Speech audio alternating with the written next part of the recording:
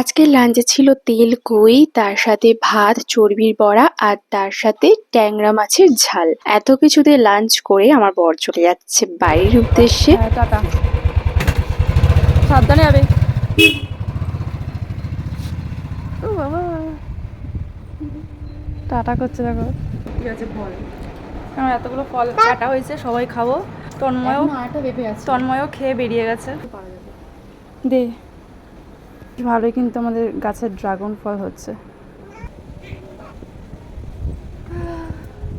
ভালো হয়। একটু রেস্ট নিয়েই তারপর বেরিয়ে পড়লাম মোমো আনতে। মোমো করে কে চেঁচাচ্ছে? দুষ্টু মিষ্টুরা মোমো খেতে কিন্তু খুব পছন্দ করে, তাই জন্য অনেকগুলো মানে ওই 5 প্যাকেট মতন মোমো নিয়ে এসেছিলাম। মোমো খেয়েই কিন্তু তারপর আমরা গেলাম বাড়ির কাছে একটা মেলা এসেছিল, সেই মেলাতে ঘুরতে।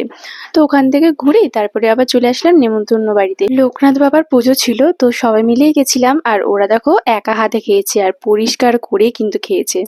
তো আমরাও তারপরে খেতে বাড়ি চলে গেলাম।